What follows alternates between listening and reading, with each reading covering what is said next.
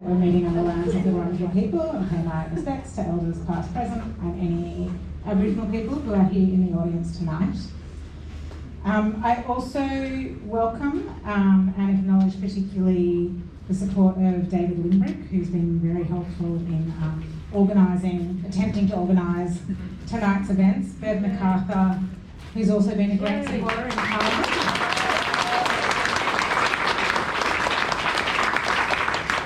Helen Joyce, our wonderful international speaker. Of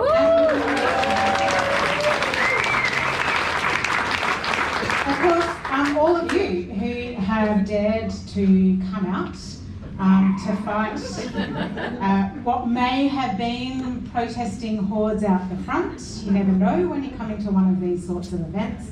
So thanks to everyone for coming, for your interest and dedication despite the threats to sense and sensibility. Tonight, we will have David speaking to us first about the law and transformation of Victorian law, followed by a keynote speak from Helen, and then I will introduce our panellists and there'll be a moderated panel discussion with time for questions at the end, about 30 minutes for questions, not comments. Toilets, Jasmine, are behind us. Yeah. Emergency exit. Also out the back. Yeah. But we expect no emergencies tonight. And without further ado, I pass you over to David Limbrick.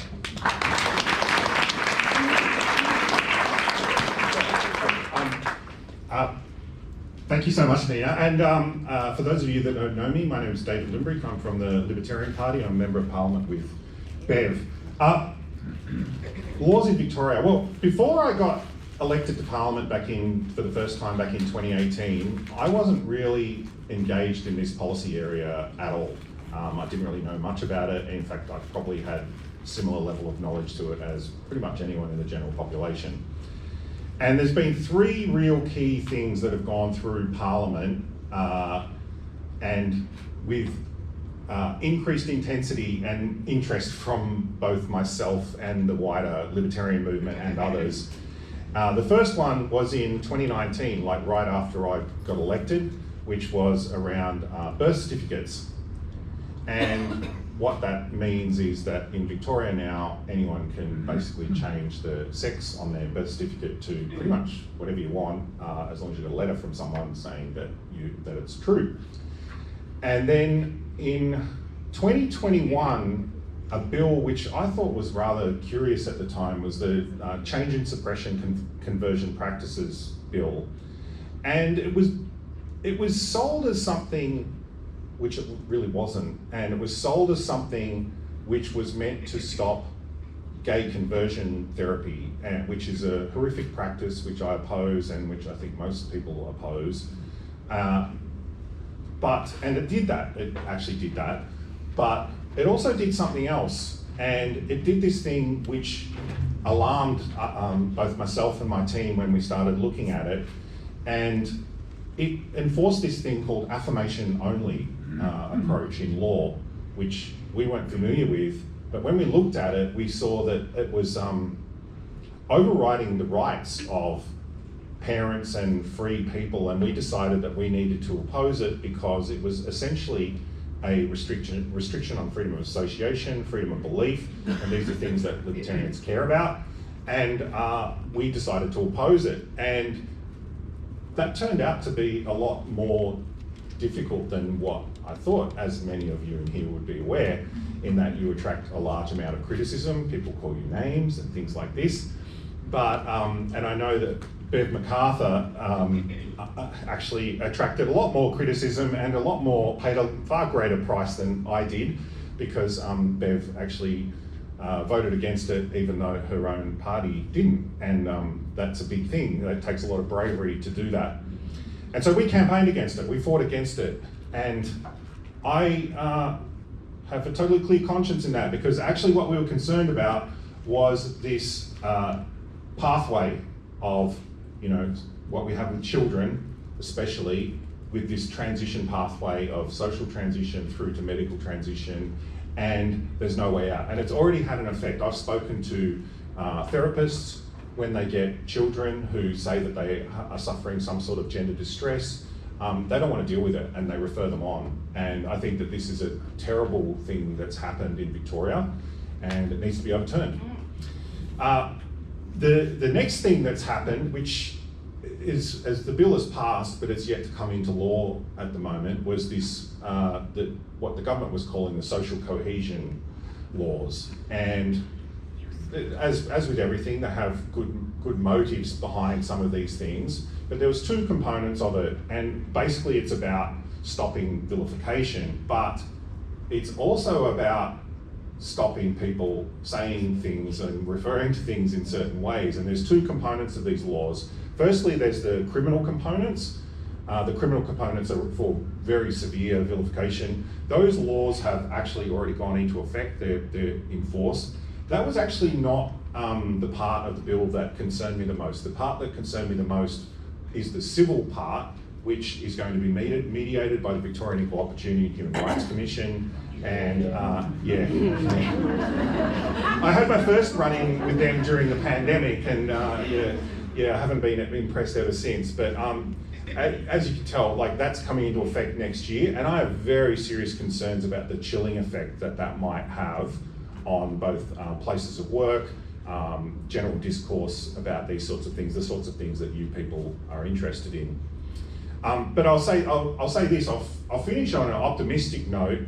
Things are very different in 2025 in Victoria than they were in 2021. You might have noticed that there is a lot more media willingness to report on this issue, especially from the Australian. I know that they've been absolutely fantastic. In fact, I got a call today from a journalist. They're printing another story tomorrow. With children, gender ideology for children made front page news.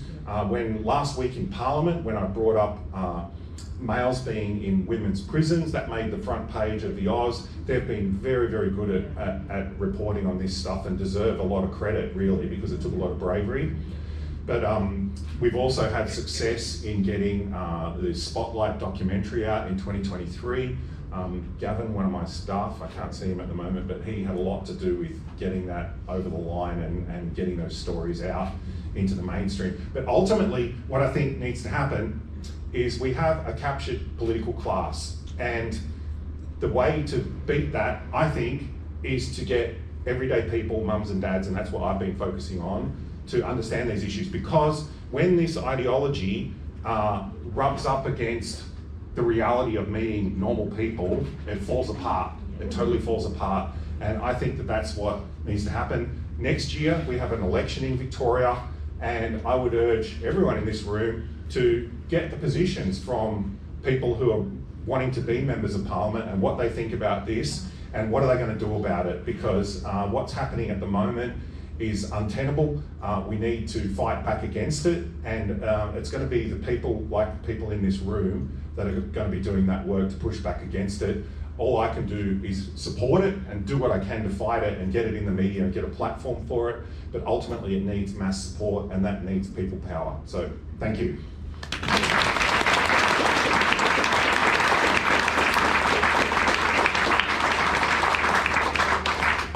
Thanks, David. Okay, our next speaker is Helen Joyce. She needs no introduction, but I will nevertheless give a short introduction. Helen is the author of Trans. What's the full title? Well, there's two different ones. When Ideology Meets Reality. It was funny that you said that. It was the original one, but they've reissued it as Gender Identity and the New Battle for Women's Rights.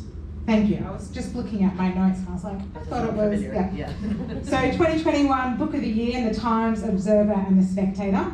Helen is also a Director of Advocacy at Sex Matters, one of the UK-based NGOs, which has been so important over there since 2022. And she has demonstrated how to persuasively push back against gender identity ideology with reference to pearls like Orwell's bang on the money quote that Helen applied to those who pretend to not know what biological men and women are. Dumb ideas that are so stupid only intellectuals believe them. Sex Matters intervened in the 4 women Scotland case where the Scotland High Court gave a sensible definition of the word woman.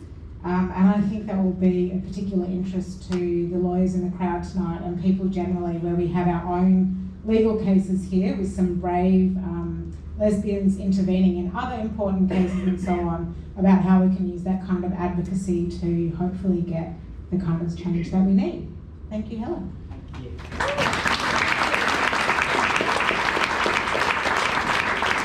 I'm going to use the lectern so I can put my phone with my notes on it.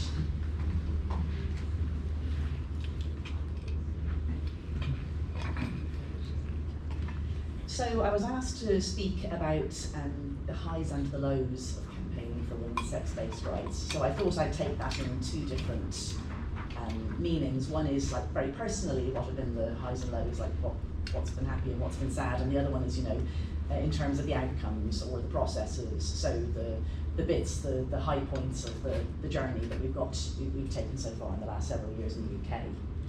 And so I thought I'd start by talking about how I got interested in the subject in the first place. I think very like David, we were just talking there now. I mean, he came out of a finance background. He didn't go into politics to think about this issue. I mean, who goes into politics to think about who's a man and who's a woman? I mean, apparently some people do, but all the wrong ones. The wrong thing, And so I was at The Economist. I joined there in 2005, and I wrote about sensible things like education, and I moved out to Brazil to be a foreign correspondent, and then I came back and I edited a section of the paper that was called the International section. So that each week did a long read on something very random and different that couldn't fit in any of the thematic sections or geographical sections of the paper. And on one fateful day in 2017, the editor of the paper sat down beside me and said, have you heard this thing that the kids keep coming home and saying such and such is trans? I said, no, never heard of it. Haven't heard of that, haven't heard of Judith Butler, not heard of basically any of it. So I said, I'll find an author. And I'll skip past the bit where I tried to find an author and found people who had read Judith Butler. And, became sort of over several months convinced that if anyone was going to write this sensibly, I'd have to write it. And I did. And in the process of that, I found some quite surprising things because, by that point I'd been at The Economist for 10 years and I had written about a lot of different things. I'd lived in a developing country, I'd written about political corruption, I'd interviewed, very bad people as well as very good people and very difficult topics. And I was used to phoning people and saying, hi, I'm from The Economist, I'm writing an article about such and such, and maybe I use the wrong language in some way. And then someone would say to me, oh no, we don't say that anymore, or did you think about, like I can remember saying to somebody when I was writing an article about adoption, I said something about somebody's real parents. And the woman just politely said to me, well, I feel like I'm his real mother. And I thought, oh God, yeah, that makes total sense. Like that's what I was used to. If I got something wrong, someone would just correct me. And so I dropped a note to Stonewall, which I thought was quite a good charity, like I admired people who set it up and so on, and I said, I'm very interested in this thing you say, trans women are women, and doesn't that mean that we're going to have to let men into women's spaces? And they sent me an extremely rude email back and said they wouldn't talk to me and blocked me on Twitter. That was my second ever block on Twitter. My first ever was Owen Jones.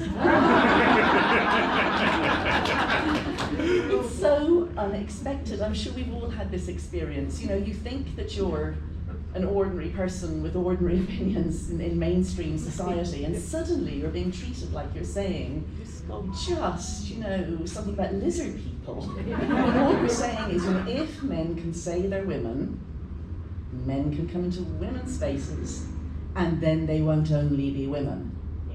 Lizards. The lizards are walking among us, apparently. But anyway, I ended up writing this article, and for me, everybody has their own story of how they get into it, don't they? Not just their peaking moment. Everyone has their peaking moment, but everyone has their thing. For a lot of people, it's kids, and for a lot of people, it's sport, and then for probably quite a few people here, it's women's rights. And for me, it was, sort of more idiosyncratic, which is I don't like circular definitions. Because before I was a journalist, I was a mathematician. And a circular definition is a definition where you use the word you're trying to define in the definition. So, what is a woman? A woman is anyone who says she's a woman. And now, if you put a random sound instead of woman in there, if you say like blurg, You know, what is a blurg? A blurg is anyone who says they're a blurg. What's a blurg? You've given no information. So, you know, I spent 11 years being a mathematician. I did a first degree, master's, PhD, and 2 postdocs. And that 11 years gave me confidence to say, that's a circular definition. So it wasn't entirely wasted. It also gave me the arrogance to think that, you know, I'm not that stupid. So if I'm disagreeing with this, maybe it's not me that's wrong. So I wrote this article, and I would say it was like 80% successful. I look back at it, I don't think it was great, because I still couldn't believe. I thought I must be missing something. People that I liked, people that I approved of, organisations that I thought were good, were on the other side on this, when they were on the same side of me on everything else. And it's very discombobulating. I'm sure we've all had that experience. And so I think I kept leaning too much the wrong way. You know, I think we all do that when we start talking about it first. We give too much away. Like, of course we use their pronouns. Nothing, toilets aren't important. What I'm worried about is X, you know. And then, you know, I couldn't leave it alone though. It was too strange. Just too strange. And it kept nagging away at me. And then I changed jobs at The Economist. I was the finance editor, so, you know, I spent my days thinking about bond markets and, you know, the next president of the European Central Bank and so on, but it was still bothering me. And every now and then I'd come in. I remember one morning coming in on a Wednesday, and there are very busy days at The Economist, the day that you get most of the paper together, because we go to press Thursday morning. And I went and found my boss, who ran the back half of the paper and was a good friend of mine and very supportive. And I said to him, "You're not going to believe it. They really, really, really think men can be lesbians."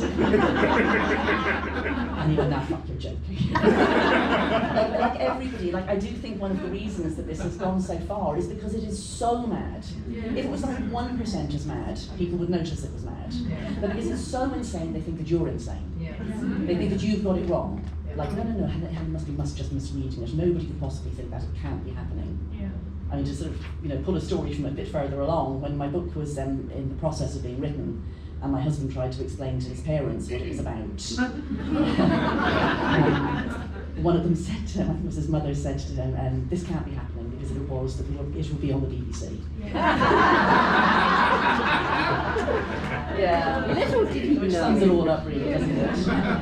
So yes, then I think it was the middle of 2019 I got really seriously disturbed by it, because I'd started to feel, you know, that weird sense of unreality where you're, you know, I think it's those things like people say you go down the rabbit hole, or you're in the upside down, or whatever. You look around and things look fake, because this thing is so strange.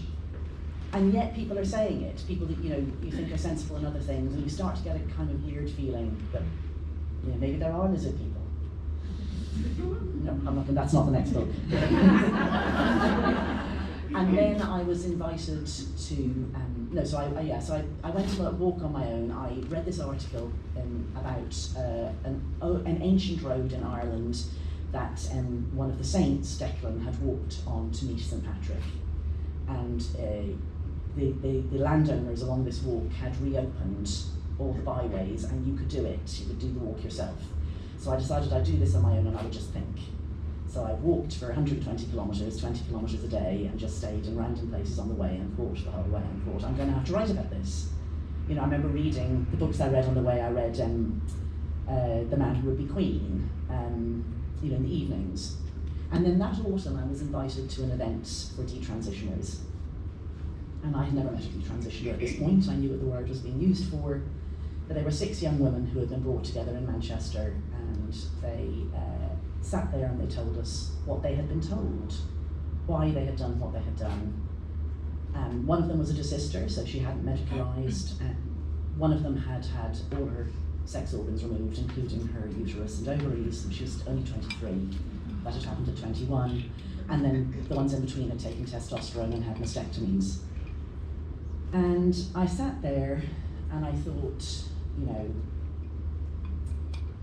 you can't call yourself a journalist and not write about this. Because it was just a turning point. Like, it's news, nobody's covering it. You don't run away from the news, you run towards the news. That's kind of the definition. shit is happening, turn up with your notebook, write it down, do your best, move on to the next story. And I sat there and I thought, I've got to try and tell this story. So it was in Manchester, and I stayed over that night, and at the time my older boy was at university in London, and where I live I had to go back via London. And I didn't sleep that night. I was thinking how terrible this is, how awful it is. I'm so sorry for these kids, I'm so sorry for their parents. Like, I was really working myself up, you know.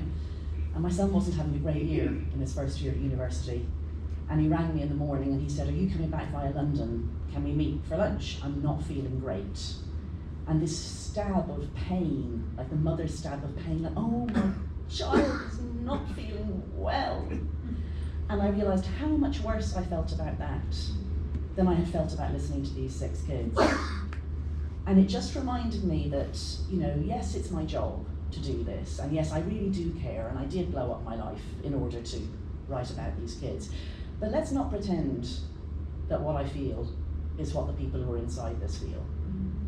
You know, I always remember that when people say, you know, how do you cope with it? How do you cope with the abuse? Isn't it hard? No, my house is fine. It's the people, it's inside their house. I mean, and there are some of them, I'm sure, in this room, I know there are. And that's one of the reasons why we do it, because we can. You know, if it's inside your house and if it's your child is the priority, and that's correct. You don't say things that make things worse in your own house. So those of us who don't have it inside the house have to talk about it for those who can. So I always remember back to that feeling of like, my child is having a bad day. This kid was sterilised by crazy doctors. And I remember that, you know, my child bothered me more. But my work is the other one. I hope that makes sense. It seemed a meaningful thing to me at the time, and still. So I decided I'd write the book, and I didn't think I'd get a publisher. I didn't think I would get an agent. I did actually get both. The first agent who said yes to me, she was so excited about it. I kept saying it's going to be really controversial. She said, yeah, I like controversial. So excited. You could see her just thinking like Christopher Hitchens, you know. And then I sent her the book proposal, and I think it was either on International Women's Day or the day after International Women's Day in 2020. I knew she wasn't going to take it because she'd been several days answering me. She sent me the. I just feel more comfortable on the fence. Which is, I'm sorry, I feel like a coward. And I was at an event actually talking to other people about gender things, and I sat there and I just thought, that is because you are. But I didn't like that. I just said, okay, thank you for letting me know. And then I thought I would set up my own publishing company, because that's actually very easy these days. And my husband's a proofreader, so I'd get him to proofread it. I thought I'd call it Burning Books. Grace still kind of sorry I didn't set up a little press called Burning Books, that would have been fun. But in fact, Kathleen Stock got on to me and said, look, ask my agent. And that was a real act of sisterhood and kindness from her, because it's not usual for agents to take 2 books that are very similar. Because it's just hard for them, they're conflicted. They're trying to sell 2 different books, you know, to the same people. So Caroline said, really, are you sure? And Kathleen said, yes, do it. You know, take the book, it's fine, I'm fine with it. So thank you, Kathleen, that was really kind. And then Kathleen found a publisher, and I got a publisher, and it all went fine. So, high points and low points. Writing a book is a low point, as I knew it would be. I know Holly's here. Is there anyone else who's written a book here? Fucking nightmare. Yeah. Always swore I would never write a book. Many of my colleagues at The Economist write books, and they're always this bit like where, you know, your deadline's coming and you're miserable and you can't do it, and you wonder why you ever said you did anything so stupid. And so yes, it was like that. I was in Ireland doing it. I took a few months unpaid leave and stayed with my parents, neither of whom had good health, and I wrote as much as I could then. And then I went back to work, and I did 6 to 9 a.m. every day and all day weekends while I was editing the finance section and doing other things, and it was tough bloody going. But then it was done.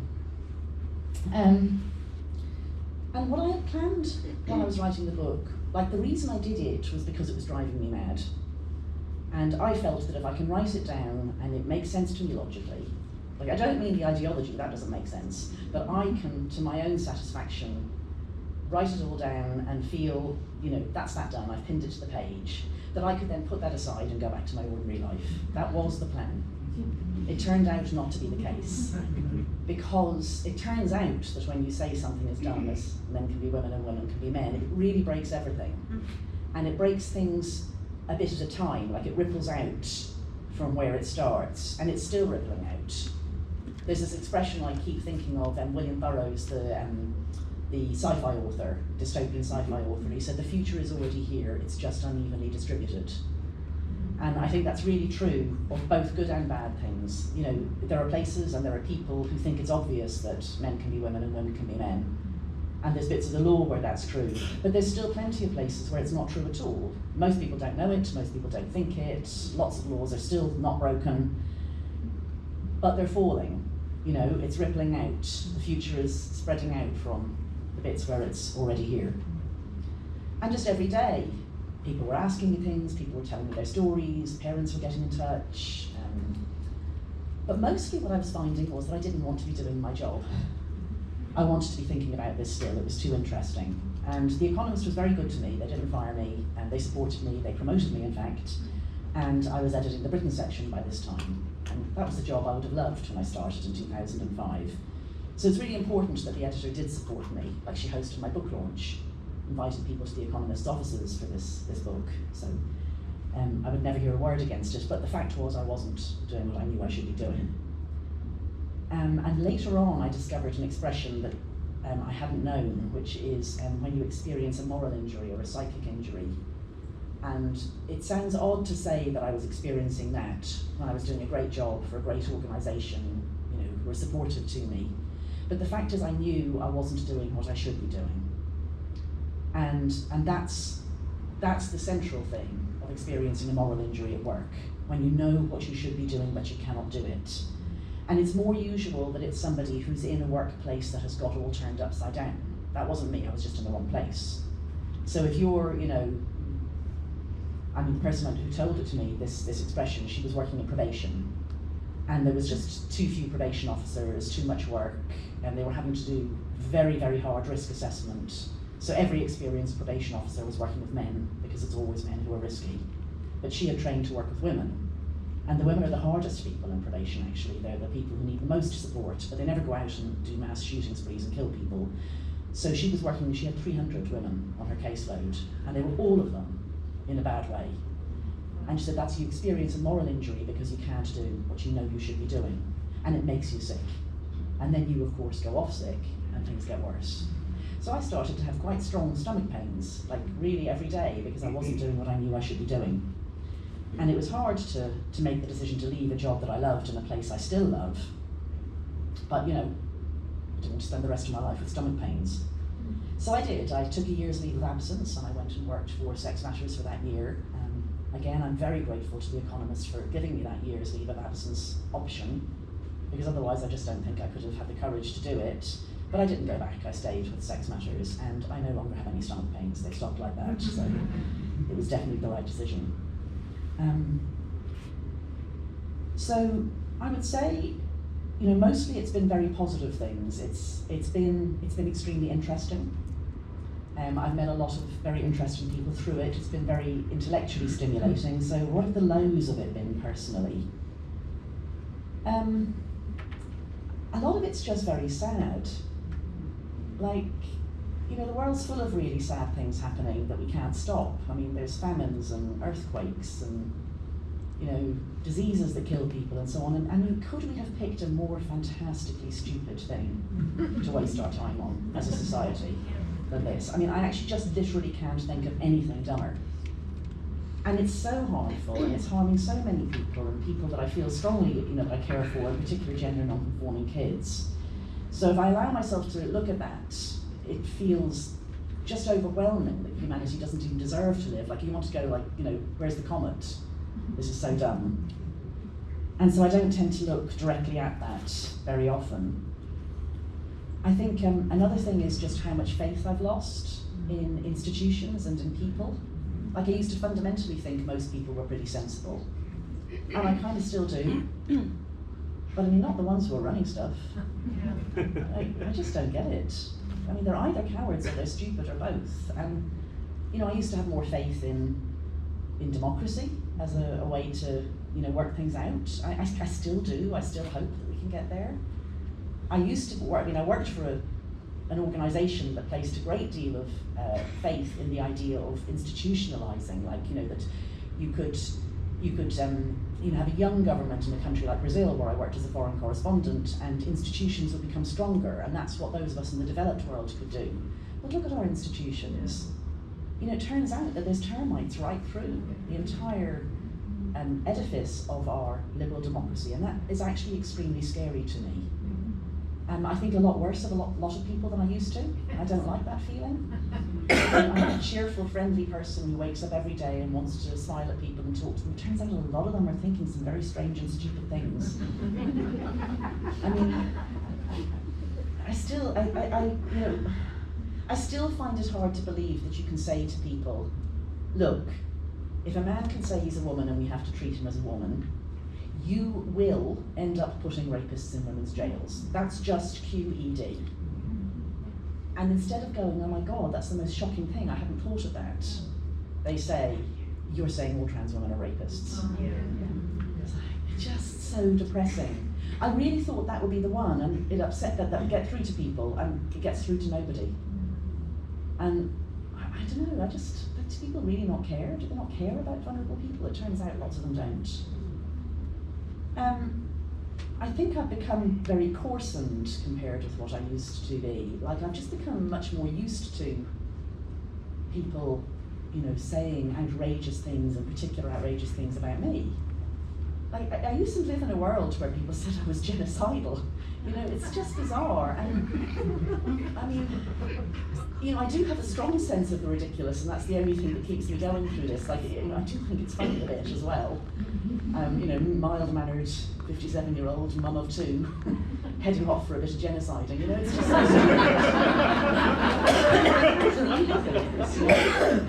but at the same time, it's actually a bit shit that I've got used to these things. You know, I used to be somebody that people took seriously, and now I'm expected to sit on a stage with a clown like Frida Wallace. It's like that, and I've stopped noticing in a way. Like, it's only when I step back and look, like, how did that happen? And then you know, the nastiest thing I think that happens is you know, when things go wrong. Like, if I say something wrong or I do something wrong, you know, of course every little thing I say and do is just looked at with a microscope and given the most uncharitable possible interpretation. And you know, you look back and you think, oh, I wish I had said that differently, I wish I had written that differently, I wish I'd phrased that differently. And then you feel ashamed.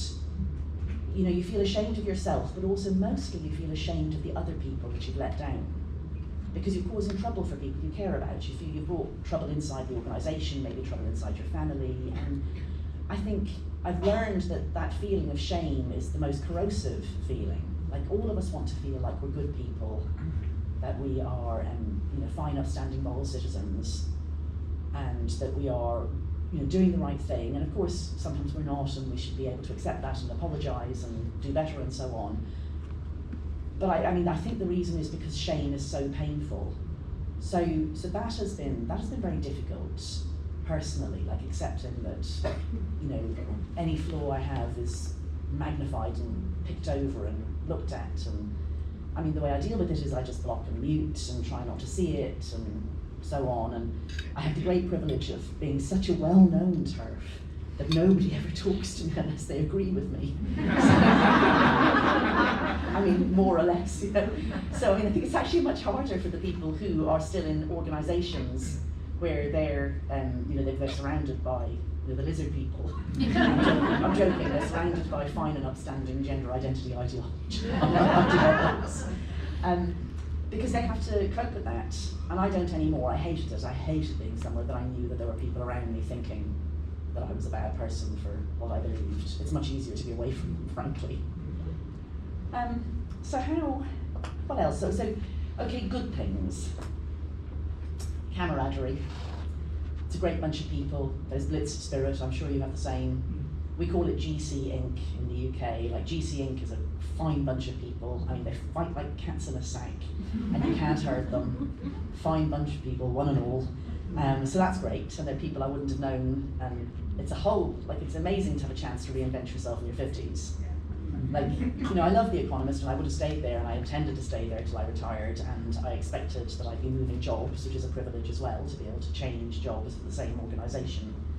But this is just a new departure, like it's kind of, not many people get to do it at my age. It's nice to feel that you're doing something you're good at. I really feel that being Irish, you really, really, really learn to talk. I wish there was an Olympics in talking, because we would win it every year, and there wouldn't be any ageing out of it either, and I could compete. So it's nice to be able to use my superpower of just fluently and cheerfully talking endlessly to do something good. But also just the things that I've done in my life, like I've had an odd career. I trained as a dancer, and then I went and did mathematics. The dancing hasn't helped any, but there you go. And the mathematics, and then the public understanding of maths and science, and then journalism has actually been extremely helpful. So I don't just bring an ability to speak fluently and endlessly.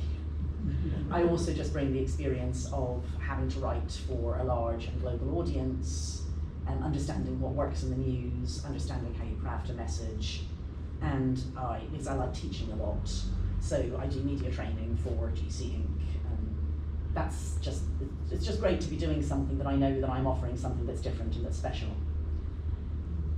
So that's the sort of the ups and downs personally, and probably a lot of it is actually the what happened in the world as well at the same time. But just to sort of talk about that, it's mostly been up in the UK. That's one of the reasons I'm cheerful, is that we're winning a lot, and gosh, it feels nice. I think isn't it that, I don't know if it's a real quote from Genghis Khan, that one about enjoying smiting your enemy and grinding his face in the dust. Feels good. But what can you learn if you look at the UK and at the victories in the UK for another place? I suppose would be a good way to frame that. I mean, one thing I've really understood looking back over it is how foundational the free speech thing is. So Maya's case, establishing that, at least in theory, you cannot be fired for saying that you know that sex is real. That's so important, because in every totalitarian regime, and we're not quite there, but we have elements of totalitarian regime on this, the way that they get you to be quiet is to put you in fear of your work. That you can't make money, you can't put bread on the table, or that your family members won't be able to do that. And of course, there's still a great deal of unlawful behaviour towards people in work, but at least there's that fundamental basis that there is legal protection, and we've now won a bunch of cases. So I would say that's the absolute ground drop that you have to have. You have to be able to talk about it without getting fired. And then the second thing is that point about the way that the future is here but unevenly distributed. That's very true legally.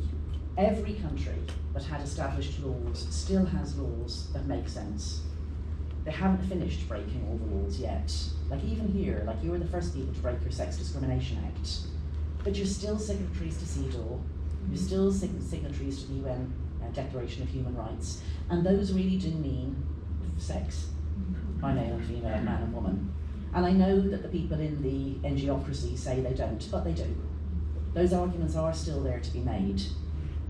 And also in organisations and in fields, some bits of medicine are still fine. Like if they haven't been too close to the gender lunacy, like endocrinology is falling, some other bits are falling, but there's bits that aren't. So I think you need to think strategically and think about where is the future, the bad future, not yet arrived, and see if you can jiu-jitsu use those bits of the law and those bits of institutions to kind of push back in on the bits that are broken.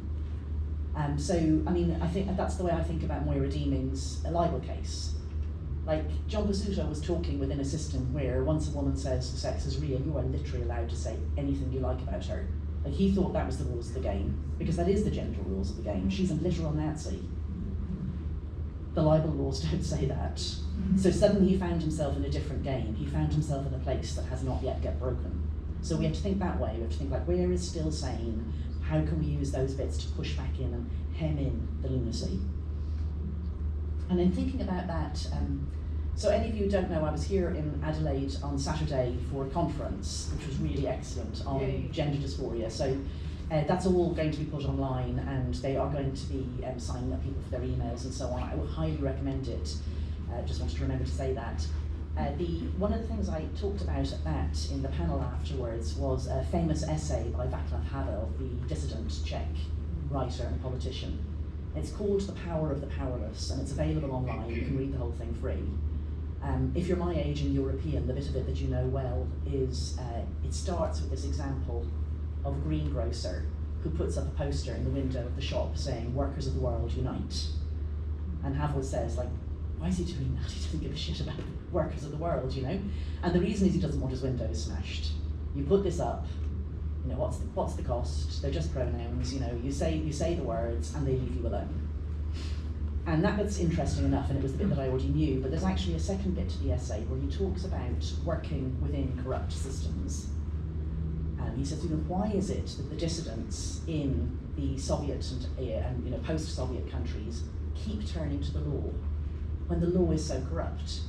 He said, if you look at the law in Czechoslovakia, the law is excellent, it's all lovely, but they're not following it. They go through the fake trials, you know, they imprison people, they've done it all, but it was all corrupted, and yet we appeal to the law, he said. Why do we do that? And he said, because the other alternative is to be a revolutionary and to smash things, but also you do actually get somewhere by using the law, by using the system. You put them to the point of having to prove what they're doing. You highlight the difference between what they say they're doing and what they're actually doing. You make them have to try harder to justify the wrong things that they're doing. And I think that's a good metaphor for how we have to talk about gender medicine, how we have to talk about these laws that have got corrupted. You know, yes, we can't just say, oh, you know, blow up the Equality and Human Rights Commission. They've gone completely AWOL. But Well, no, we have to use their words against them. We have to say, you say human rights are universal. Look what it says in CEDAW. We have to do it. We have to do it that way. We may have to blow them up down the line, but we've still got time to, you know, to use the power of the powerless approach of holding them to doing what they say they're going to do. And then the last sort of thought I would leave you with about that sort of, you know, future is here but unevenly distributed is a book I read a few years ago called Victimhood Culture. And the thesis of this book is that, you know, if you go back pre-legal systems, pre-institutions, what you have in many places is an honour culture. So your honour is everything, and if somebody tramples on your honour, you know, the answer is to fight them, to kill them. You know, and we still have a lot of places where honour culture holds. So it holds on the playground, it holds in gangs, it certainly holds in prisons. You know, it's the code of the mafia. And honestly, in countries where the legal system is not strong, you're pretty wise to take things in your own hands to the extent you can, because if you don't, no one else will. And then that was replaced by dignity culture. Not completely, but partly. And in dignity culture, it's impressive to have self-control. You know, you turn the other cheek. You show yourself your restraint, and that's actually something that gives you status in that culture. But it relies on institutions, because you have to be able to go to the police and say, you know, he keyed my car, he broke into my house. You know, without the police, you've got to try and do rough justice. And the thesis of the book was that we're now seeing the rise of a new culture, victimhood culture, which is that it's moral and good to be oppressed, to be a victim, and that you get status from that. And there's a lot to be said for that theory, but the point I want to make really is that all three of those things coexist. You know, nothing goes, new things arise, but they don't take over completely. So there's still plenty of places where it isn't impressive to be a victim, but sometimes you're in conversations with people and you think what's impressive is to show self-restraint and to argue politely, but they think what makes them impressive is, you know, floridly acting out their psychosis, you know. I'm sure all of us have been there. But once you understand that that's what it is, that it's two different belief systems and two different moral codes, you know, it just empowers you to think about working in your own code with people who agree with you, calling out what you're seeing. You know, you think it's impressive to act like this, I don't. That sort of thing. I've sort of run out of things in my notes for things to talk about, so I don't think that was a terribly good place to stop. But I suppose I would just repeat the William Gibson point of the future is here, just unevenly distributed. And it's our job to find where there are still redoubts of sanity, bolster them, and use those to push back against the future we don't want to see. And thank you for inviting me.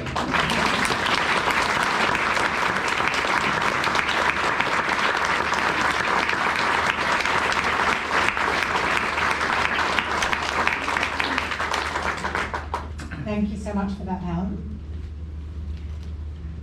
Okay, so we're going to have a half-hour moderated panel discussion now, where I control the mic, and then after that, about half an hour for questions, and we should finish by 8:30. I also just want to acknowledge that we are in the Glory Christian Church. We were meant to be in a library belonging to the City of Melbourne, but a he/him cancelled the booking at the last minute. Actual man with a gender identity, a male gender identity. And so thanks to the work of, some of our unlikely allies, but allies very much, the ACL and the Glory Christian Church, we are meeting here tonight.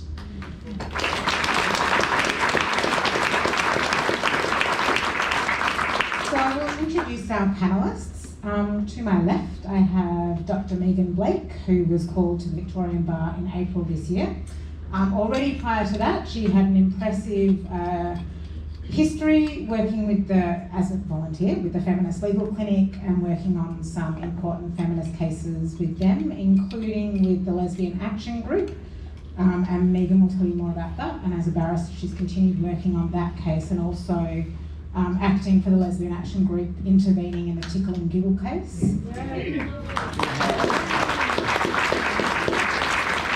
my immediate right, I have Selena Spars, also known as Red Spars. You may have read about her in Redux. She lived an experience that I think a lot of us here may, have some fears of, in that she was assaulted by a man with a gender identity. And this took her down a pretty awful path, police investigation of a very serious assault and interaction with the legal system, where she really discovered how the institutions have termites. Next to David Limerick, we have Jasmine Sussex, the brilliant organiser of tonight. I think probably not introduction, but I would say she believes that women can breastfeed. They can breastfeed. And for her sins, she was thrown out of the Australian Breastfeeding Association because she didn't want to teach men how to chest feed. She's also currently being taken to the Queensland Civil Administrative Tribunal for having tweeted about a man chest feeding and how gross that was.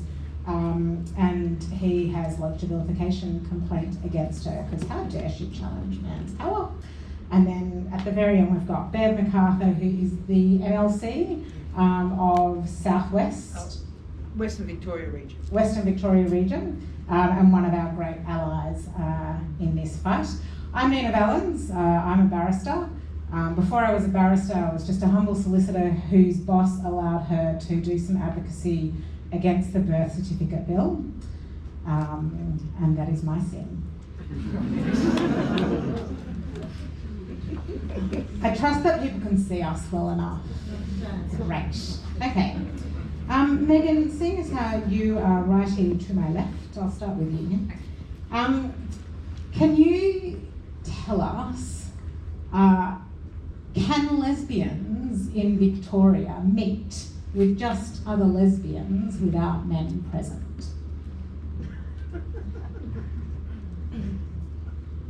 Yes. Ooh, really? Yeah, yes, they can. So the problem isn't so much meeting, it's having some kind of power over that if someone challenges it, the ability to maintain those boundaries. There's nothing wrong with it happening, And you're not doing anything wrong if you have a meeting like that.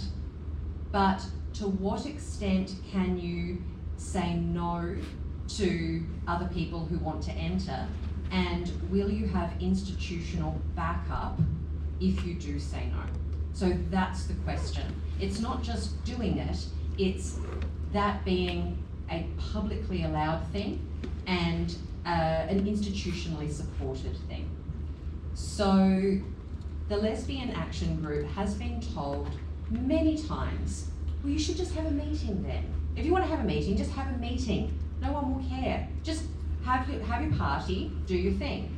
And while that is true to a certain extent, that doesn't achieve anything big picture, and it does put people at risk of interlopers coming in and being in the wrong if they reject those interlopers. So what's your goal? Is your goal just to have a meeting with a group of people that you're comfortable with, or is your goal to effect change? Is your goal to have some kind of confidence in the public institutions that they support your ability to do that? If you have any bigger goals, then that's where the problems kind of come in.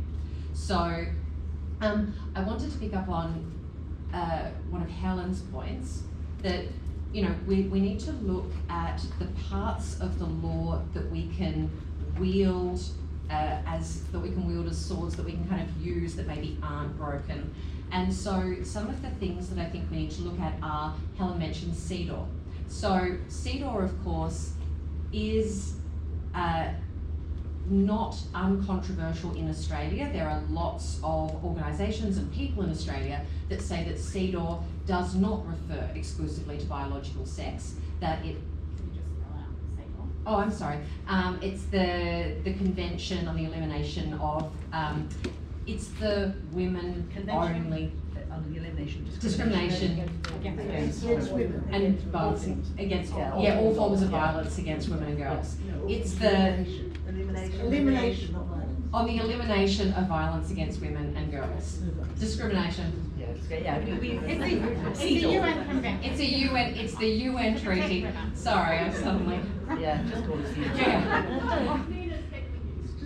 Yeah, I know. So when it was created, so it's from 1979, we joined on a few years later. So when it was created, there was no question that it referred to biological women. That was actually one of the reasons why it was created, because sex was a protected class in other more general international instruments. And one of the conversations had when drafting CEDAW, you good with CEDAW? Yeah, okay, just checking. So one of the conversations had when drafting CEDAW was, why was it needed if it was essentially a replication of protections that existed elsewhere? And one of the discussions was that as soon as you take sex-based rights for women specifically and you put them into more general protections, they cede to those other interests. So they disappear under the weight of those other interests and male interests. And so the duplication was actually a feature, not a bug. It was designed to duplicate so it could focus on the bit that disappeared when it was put in with other things. So that was not controversial. But the problem is there is now an argument that the meaning has changed over time and that it's kind of like a living tree approach where it can evolve. And that question is not yet settled in Australia one way or the other.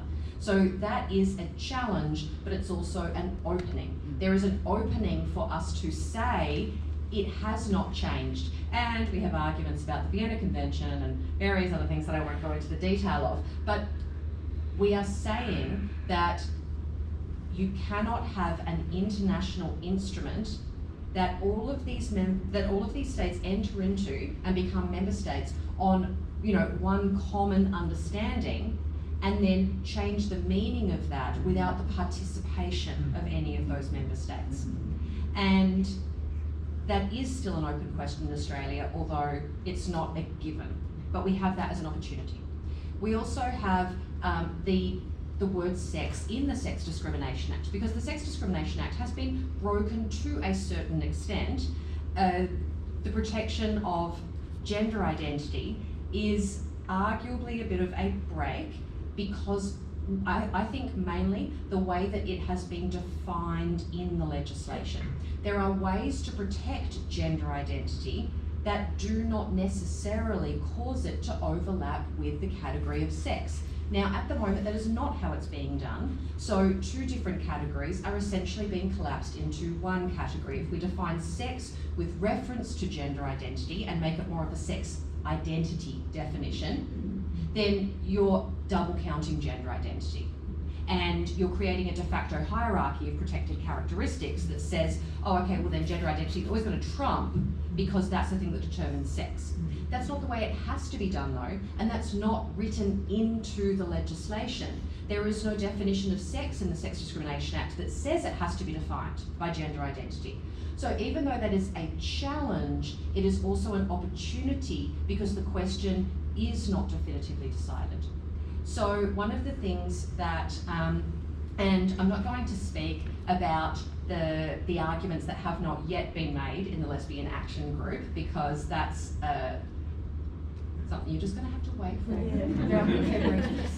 However, there is a public court file for the Giggle and Tickle appeal, and the Lesbian Action Group has submissions that are public access on that public file on this exact question to do with the Sex Discrimination Act. And so those I can speak to, and these are some of the issues covered in those. So if you're interested in the legal technicalities, please go online and have a look. So I think that that's something that we've definitely tried to do and I do this of course because I have some of the lovely members in front of me. So that's something that we've tried to do in those submissions, look at those opportunities and use what exists in the law against the opposing argument. I will be on questions.